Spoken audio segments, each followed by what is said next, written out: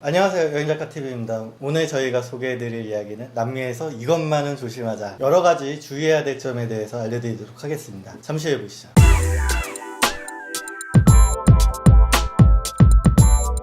남미는 여러 가지로 좀 주의해야 될 사항들이 많아요. 물론 유럽도 소매치기나 그런 범죄에 대해서 주의를 해야겠지만, 특히 남미 같은 경우에는 순식간에 모든 일이 벌어지거든요. 저희가 그 내용에 대해서 직접 겪었던 것과 들었던 것, 그리고 알려드릴 유형에 대해서 말씀을 드리도록 하겠습니다. 첫 번째는 가방을 털어가는 여러 가지 수법들이 있어요. 그 중에 가장 직접적으로 피해를 봤던 효원 씨가 그 내용에 대해서 설명을 해드릴 건데요. 어디서 그랬죠? 페루에 있는 이카 지역에서 도난을 당했었죠. 버스터미널 안에서 벌어진 일이죠. 네네. 거기가 크루즈 델 수르라고 들어있는데, 남미에서 이제 크루즈 델 수르라고 하면 다른 이제 버스 회사보다는 조금 더 믿을 수 있고 좀 안전하고. 안전이 조장되어 있는. 그리고 터미널도 따로 쓰는 데도 많고. 그런데 거기서 가방을 네. 잃어버렸다고요? 저의 경우에는 크루즈 델 수르 터미널 안에 2층 대합실에서 같이 동행했던 친구랑 이제 짐을 놓고 메인 가방은 이제 버스에다가 붙여놓은 상황이었었는데, 저희는 나름 이제 머리를 쓴다고 화장실도 좀 교대로 가고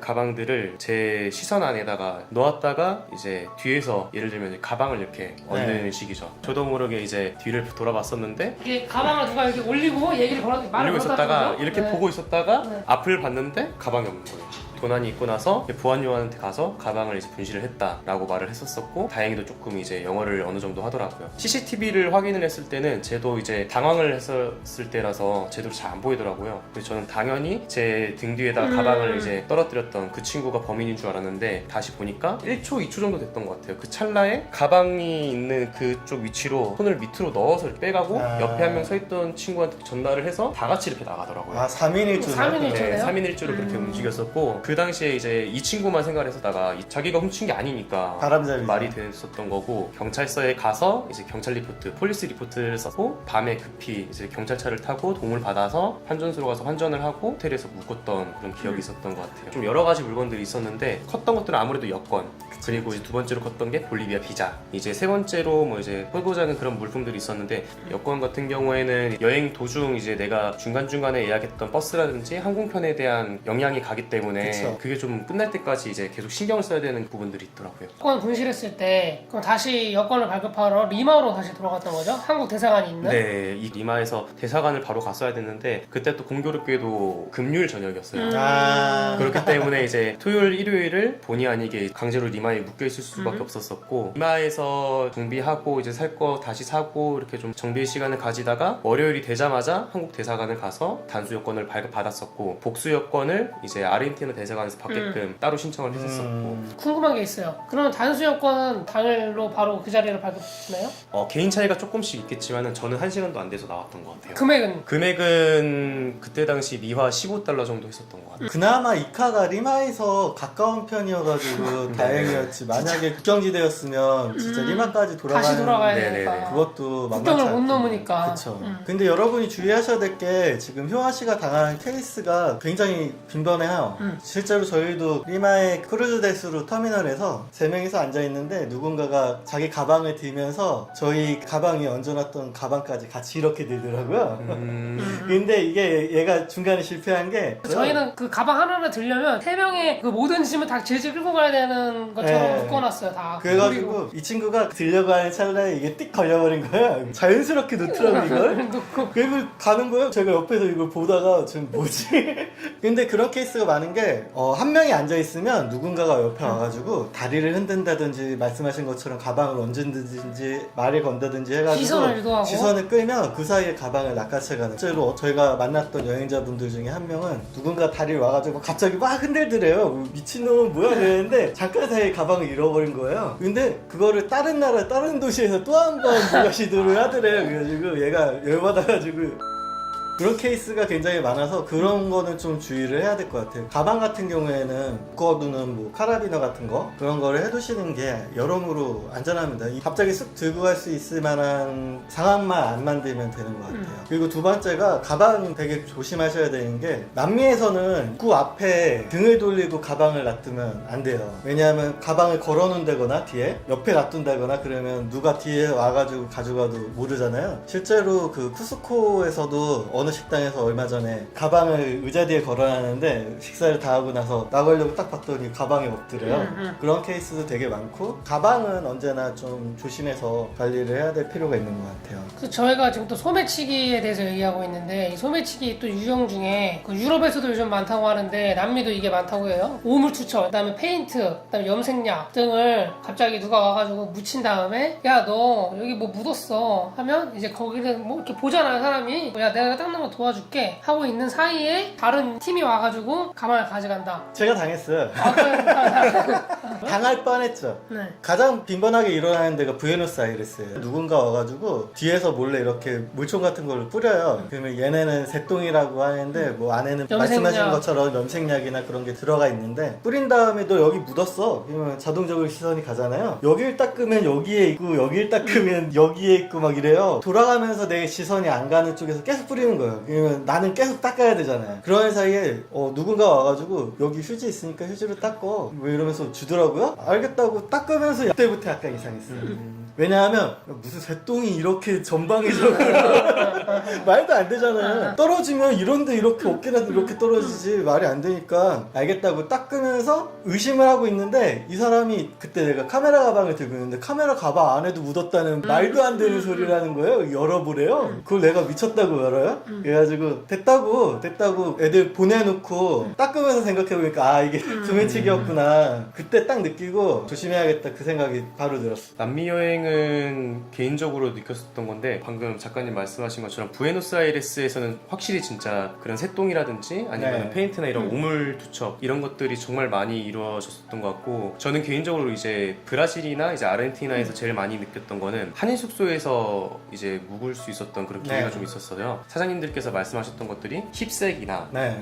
백팩을 뒤로 매는 행위는 나 여행자니까 이거 다 털어가라 이거랑 똑같고 그쵸. 브라질은 특히 이제 작가님들께서는 이제 카메라를 많이 메고 다니든 아니면 가방에다가 놓고 다니는 경우가 많은데 카메라 가방도 다 알아보고 카메라를 가지고 다니는 거는 거의 자살행위나 마찬가지라고. 그래도 실질적으로 제가 여행을 하면서 2번 겪었던 건데 한 번은 부에노스아이레스에서 골목 같은 데 촬영하려고 이렇게 딱 드는 순간 거기 아저씨가 꺼내지 말라고 누군가 다 너를 지켜보고 있다고. 그리고 2번째 겪었던 데가 산티아고 바로 옆에 발파라이소라는 항구 도시가 있는데 거기는 골목이 벽화가 많아가지고 찍을 만한 게 많거든요. 딱 꺼내는 순간 거기서도 어떤 아저씨가 누군가 너를 지켜보고 있다고 꺼내지 말라고. 골목 같은 경우에 되게 위험한 장소들이 조금 있어요. 특히 카메라에 들고 다니시는 저희처럼 고가의 뭐 DSLR 들고 다니시는 분들은 그런 건 좀 조심을 하셔야 될 것 같아요. 그리고 남미에서 가장 또 흔하게 소매치기 당하시는 게 이 핸드폰. 인터넷만 찾아봐도 핸드폰을 소매치기 당했다라는 글이 정말 수없이 쏟아져요. 그래서 이 핸드폰을 훔쳐가는 것도 되게 다양한데 우리 보통 택시 타면서 핸드폰 보고 있잖아요. 근데 남미 같은 경우에는 택시 타서 창문 열려져 있는 상태에서 신호 걸렸다고 핸드폰 보고 있으면 다른 이제 오토바이가 지나가면서 차 안으로 손을 넣어가지고 핸드폰을 낚아채고 오토바이 쌩 날아가 버리는 이런 케이스가 굉장히 많고 실제로 저희가 비행기 타고 리마 갈 때 저희 옆에 앉아있던 현지인 아저씨가 너희 페루 여행 가? 이러면서 이거 조심해야 돼 하면서 자기 핸드폰으로 뭐 영상 하나 보여줬어요. 저는 에콰도르에서 아는 지인분이 있어가지고 그분이 했던 말이 거기에 현지에서 머무시는 분들이 차를 타고 가는데 핸드폰을 여기다 꽂아놨대요. 상이 여기 포켓에. 그랬더니 누군가 와가지고 벽돌로 차창을 깬과 동시에 이걸 낚아채가지고 갔다고 하는 얘기도 있고요. 특히 브라질이나 이런 데도 좀 심하긴 하는데 에콰도르 같은 경우에는 전자제품 가격이 국내에 한 2~3배예요. 관세가 되게 많이 붙어가지고 그러니까 이게 하나하나가 금액이 워낙 크다 보니 그게 핸드폰이 됐던 DSLR 카메라가 됐던 그러니까 애들이 진짜 목숨 걸고 털어가요. 그런 부분은 되게 조심을 해야 되더라고요. 그쵸. 우리나라처럼 핸드폰을 꺼내서 막 계속 보면서 걸어가고 이러고 하면 내 핸드폰 낚아채가주세요 이렇게 네, 얘기하는 그렇게. 거랑 똑같다고. 뭐 이게 뭐 얘기하죠. 남미뿐만이 아니라 동남아도 그렇고 그쵸. 좀 자주 있는 네, 유럽도 일이긴 사실 하는데 유럽도 핸드폰 소매치기 정말 흔해요. 국내나 이렇게 편하게 들고 다니는 거지. 그리고 환전할 때 조심을 해야 될 부분이 있는데요. 위조 지폐를 받으면 그때부터는 좀 골머리가 아파요.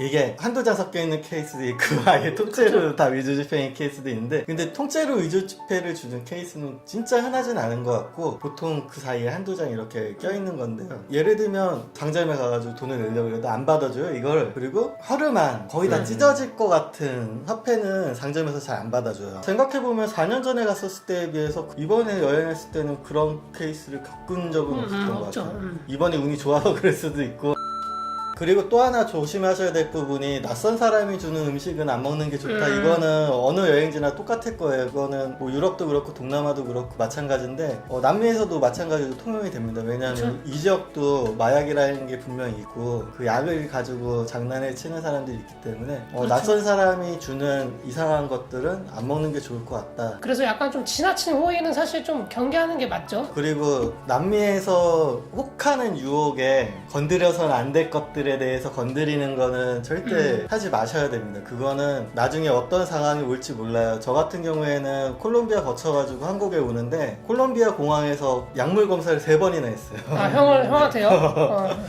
1차적으로 가방 안에 있던 그 코인 티슈 때문에 시작된 일이긴 한데 뭐 손톱하고 노트북에 키보드하고 약물까지 다 검사해가지고 하는데 이게 쉽게 지워지는 게 아니에요. 약물이 그렇죠. 하루 이틀 만에 지워지는 게 아니기 때문에 혹시라도 만약에 손댔다가 큰 낭패를 보시는 경우가 있으니까 그런 거는 호기심에라도 절대 하시면 안 됩니다. 그거는 확실하게 말씀드릴 수 있고요. 사실 이 영상 보시면서 이제 많은 분들께서 느끼시는 게 정말 저렇게 하나하나 조심해가면서 어떻게 여행을 왜 이렇게 빡빡하게 굳이 해야 되나 나는 그렇게 몰랐던 생각할 수 건데 있죠. 그렇게 맞아요. 생각을 할 수 있을 것 같은데 다 경우마다 다른 것 같아요. 정말 나는 다 받아먹고 있는데 아무 이상 없고 정말 맞아요. 재밌게 이 친구들 너무 남매 친구들 너무 좋고 너무 유쾌한 친구들이 너무 많다 이렇게 느끼는 이제 분들이 있는 반면에 정말 저처럼 조건 사고나 어떤 에피소드를 경험한 분들이 있다면은 이것들 정말 어떻게 보면 나중에는 심하게 말씀드리면은 대인기피증까지 올 수 있는 그런 상황이거든요. 이게 상황마다 조금 다르긴 그렇죠. 아니 하죠. 보통 대부분 여행자들이 겪는 일은 좋은 일이 많죠. 대부분 여행자들은 다 친절한 사람을 만나서 별일 없이 좋은 추억을 만들고 헤어지는 경우가 많아요. 그런데 문제는 이제 이게 100명에 1명, 1000명에 1명이라도 근데 이 한 명이 그 일을 겪었을 때 이 문제가 좀 커지기 때문에 조심을 해야 되는 거고 여행을 하다 보면 안전하다라는 곳이 있잖아요. 네. 유럽에서도 있고 남미에서도 있잖아요. 근데 안전한 곳에서도 털리는 사람은 털리고 맞아요. 복이기 때문에 뭐 긴장의 연속으로 여행을 해야 돼? 꼭 이것까지는 아니지만 어느 정도 대비, 준비는 해야 된다는 거죠. 예를 들어서 무언가를 분실하는 거는 회복할 수 있잖아요.